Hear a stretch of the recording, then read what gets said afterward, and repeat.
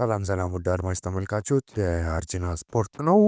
በአርጂና ስፖርት በተለያዩ ስፖርታዊ ፕሮግራሞች ወደ እናንተ መድረሱ ይታወቃል። መረጃዎችንም ወደ እናንተ ስናደርስ ነበር። የቀጥታ ላይቭ ስርጭቶችን በፕሪሚየር ሊግም በሻምፒዮንስ ሊግም ስናደርስ ቆይታን አድርገን ነበር። በዛሬው ደግሞ መርሃ ግብራችን እንደዚሁ አንዳንድ መረጃዎችን ወደ እናንተ የምናደርስ ይሆናል።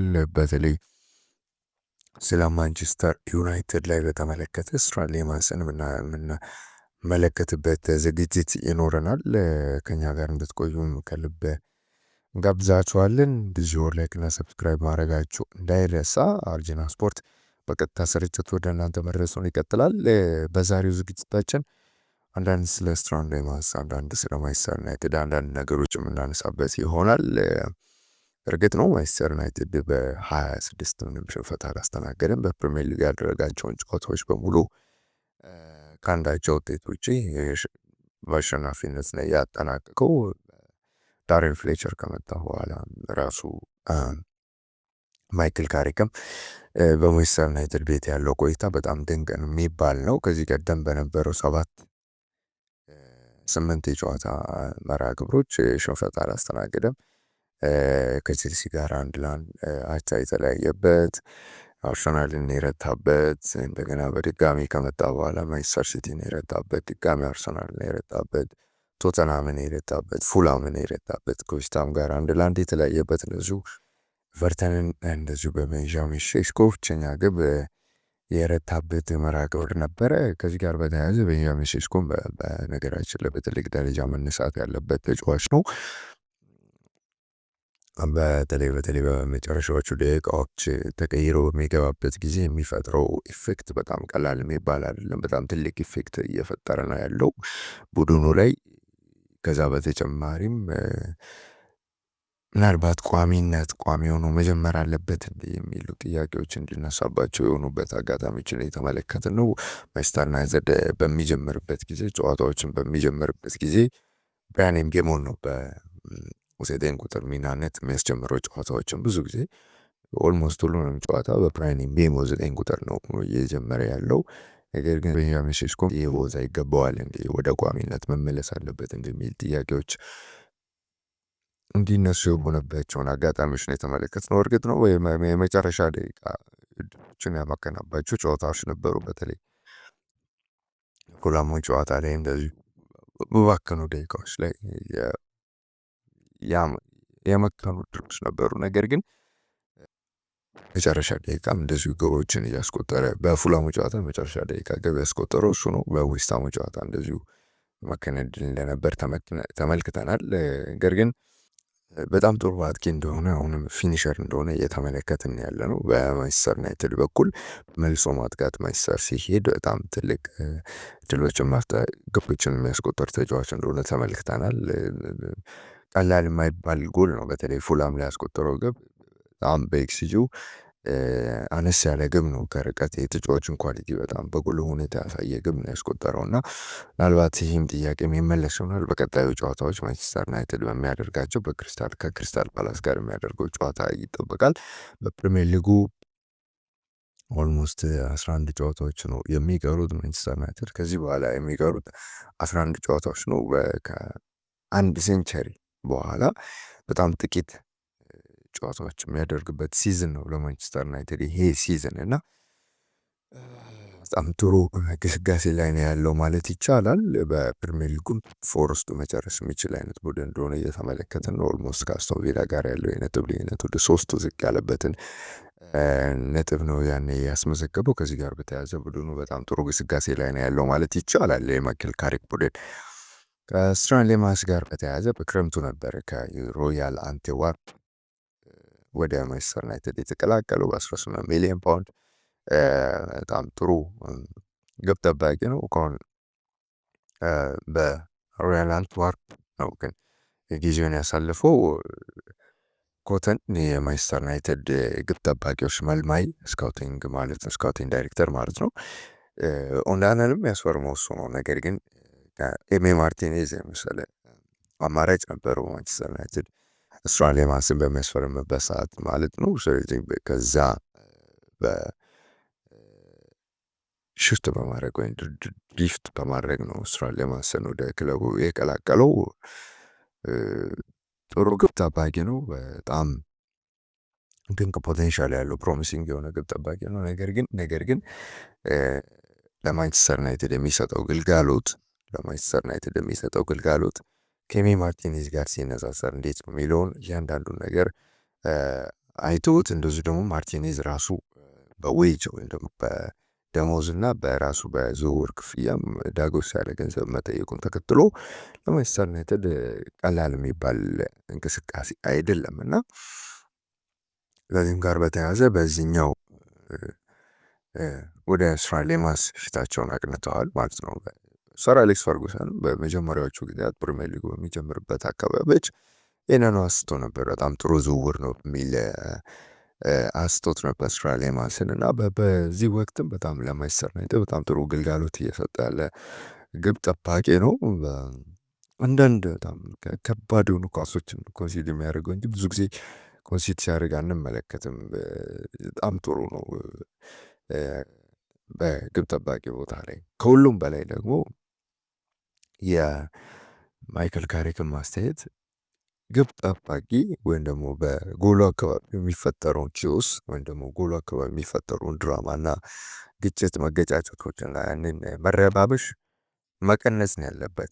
አስማቸስ ፖስብል በጣም ረጋ ማለት ነው ያለበት፣ ማረጋጋት ነው ያለበት እና እሱን ለማክሲም ይህንኑ ሲያደርግ ነበረ ስንመለከት የነበረው እና በማንቸስተር ዩናይትድ በኋላ መስመር ላይ በጣም ትልቅ መረጋጋት አለ። በተለይ ሌሎች ቡድኖች ላይ የማይታይ በጣም ካልምነስ አለ። በጣም ኮምፖዝድ ሆነ ግብ ጠባቂ እንደሆነ ነው ስንመለከት የነበረው። በተለይ የአንድሬ ኦናናን ኤክስፒሪየንስ ያደረገው አንድሬ ኦናናን በግብ ጠባቂነት ሲያስጀምር የነበረ ቡድን አውስትራሊያ ማስቱሙ በጣም የተለየና በጣም የተረጋጋ ግብ ጠባቂ እንደሆነ እያስመለከተ ነው የሚገኘው። ኤቨርተን በዛ ጨዋታ በጣም ብዙ ጊዜ የማዘ ከ10 በላይ ነው የማዘ የምታገኘው። በጣም እንደውም ኮሚኒኖ ከጨዋታው በኋላ በኢንስታግራም ገጹ ላይ በተደጋጋሚ ጊዜ ተመልክታችሁታል እንዴት ግቦችን ለማስቆጠር በተለይ በቆሙ ኳሶች ግቦችን ለማስቆጠር ሲሞክሩ እንደነበረ። በዚህ ውድድር ዘመን በቆሙ ኳሶች የሚቆጠሩ ግቦች በጣም ጥሩ እንደሆኑ እየተመለከትን ነው፣ ወይም ደግሞ ቡድኖች ያንን እየተጠቀሙ እንዳለ እየተመለከትን ነው። ማንቸስተር ዩናይትዶች በቆመ ኳስ ግብ በማስቆጠር ቀዳሚውን ቦታ ነው የሚይዙት። ነገር ግን ሌሎችም ቡድኖች እንደዚሁ በቆሙ ኳሶች ግብ ለማስቆጠር በጣም እየሞከሩ እንዳለ ተመልክተናል። ብሬንትፎርድ እንደዚሁ ያደ አርሰናል በቆሙ ኳሶች በጣም ከፍተኛ ግቦች እንደሚያስቆጠር ይታወቃል እና በቆሙ ኳሶች እያንዳንዱ ቡድን ግብ ለማስቆጠር የሚሞክርበት ጊዜ ላይ ነው ደርሰናል። ያለፈ ጊዜ ድሮ ቢክሳም ጊዜ ላይ የነበረ የስኮቱ አሰልጣኝ ቶኒ ፕሊስ የቆሙ ኳሶችን አጠቃቀም በድጋሚ ተመለከትን ያለበት ጊዜ ላይ ደርሰን አውሮፓውያኖቹ እንደዚህ አይነት የቆሙ ኳስ አጠቃቀም ሲያደርጉ አንመለከትም። በሌሎች ሊጎች ላሊጋ ላይም በሻምፒየንስ ሊግ ላይም እንደዚሁ አንመለከትም። በፕሪሚየር ሊግ ግን በጣም ከፍ ያለ ደረጃ ላይ ደርሷል እና ማንቸስተር ዩናይትድ አውስትራሊያ ማስ የሚሰጠው ጥቅም ከዚህ ጋር በተያያዘ በጣም ትልቅ ነው። ቡድኖች እንደዚህ አይነት እድሎችን እያገኙ እንደሆነ እየተመለከትን አይደለም። ኤድዊን ቫንደርሰርን ስካይ ስፖርት እንደዚሁ ጋብዞት ነበር በዚህ ላይ ረገድ እንደዚሁ አስተያየት እንዲሰጥ በተለይ አንድሬ ኦናናን እና አውስትራሊያ ማስን በተመለከተ ያለውን አንድምታ እንዲመለከት በሚል ኤድዊን ቫንደርሰን እንደዚሁ ስካይ ስፖርት ጋብዞት ነበር እና ቫንደርስ ሁለቱን ማነጻጸር አልፈልግም፣ አንዱን ከአንዱ ይበልጣል ያንሳል የሚል ሀሳብ ማንሳት አልፈልግም። ነገር ግን ተከታታይ አካባቢ ጎሉ አካባቢ የሚነሳ መረጋጋት ካልምነስ ለቡድኑ በጣም ትልቅ ጠቀሜታ አለው፣ ወይም ደግሞ ለቡድኑ የሚሰጠው ጥቅም በጣም ከፍተኛ ነው የሚል አስተያየትን ሰጥቷል እና በተለይ በዲፌንስ ረገድ የሚሰጠው ጥቅም ትልቅ ነው። ይህንንም በጨዋታዎች ላይ ተመልክተናል። ሃሪ ማጓየር፣ ሳንድሮ ማርቲኔዝ ያላቸው መረጋጋት በተለይ ቢልድ አድርጎ ማንቸስተር በሚወጣበት ጊዜ መረባበረት ያ ኬዎስ አይታይም እና ሲጀር በጣም በትልቅ ደረጃ ቡድኑ በተለይ በዲፌንስ ጌፕ ላይ ኳስ በራሱ ቡድን እኮ የሚከላከለው ተጋጣሚ ቡድን ሲያጠቃ ብቻ አይደለም። ያ ሼፕ ያ ስትራክቸር ቡድኑ በኳሱን በሚቆጣጠርበት ጊዜ ያ ስትራክቸር ያስፈልጋል። ምክንያቱም በእግር ኳስ ሁለት ኖትብል የሆኑ ፖይንቶች አሉ፣ ሬስት አታክ እና ሬስት ዲፌንስ የሚባሉ። ሬስት ዲፌንስ የሚባለው አንድ ቡድን ኳስ በሚቆጣጠርበት ጊዜ ኳሱን በአጋጣሚ ሁኔታ ቢነጠቅ በካውንተር አታክ እንዳይጠቃ ወይም ደግሞ ግብ እንዳይቆጠርበት የሚያደርገው እንቅስቃሴ ሬስት ዲፌንስ ይባላል። ሬስት አታክ ቡድኑ ከኳስ ውጭ በሚሆንበት ጊዜ ድንገት ኳስ ቢነጥቅ የሚወስደው ሼፕ ወይም ደግሞ ስትራክቸር ሬስት አታክ ይባላል እና የማንቸስተር ዩናይትድ ሬስት ዲፌንሱ በጣም ጥሩ በመሆኑም ነው በአንዳንድ ጊዜ በካውንተር አታክ ቡድኖች በጣም ሯጭ የሆኑ ተጫዋቾች በተለይ ሚድፊልድ እና ዲፌንስ ላይ በጣም ሯጭ የሆኑ ተጫዋቾች ስላላቸው ብቻ አይደለም የመልሶ ማጥቃትን የሚከላከሉት። እነዚህም ሼፖች በጣም ወሳኝ ናቸው። ምክንያቱም ብዙ ቡድኖች አፎርድ ማድረግ አይችሉም እነዛን ኳሊቲ ያላቸው በጣም የሚሮጡ ተጫዋቾችን እና ከዚህ ጋር በተያያዘ ያመጡት ሶሉሽን ነው እና በማንቸስተር ዩናይትድም በዚሁ ረገድ ሬስት ዲፌንሱ በጣም ጥሩ በመሆኑ ነው በጣም በዲፌንሲቭ ላይ ያንን ከዚህ ቀደም የነበረውን ድክመት እየተመለከትን ያለ ነው እና በሷሌማስም ጋር በተያያዘ ይህንን ነው የምንመለከት። በጣም ኮምፖዝ ያ ሳይኮሎጂካል ኢፌክት እንዳለ ሆኖ ማለት ነው እና ካሪክ ተጨማሪ ነገሮችን ሲያነሳ ምን ይለው አንዳንድ ጊዜ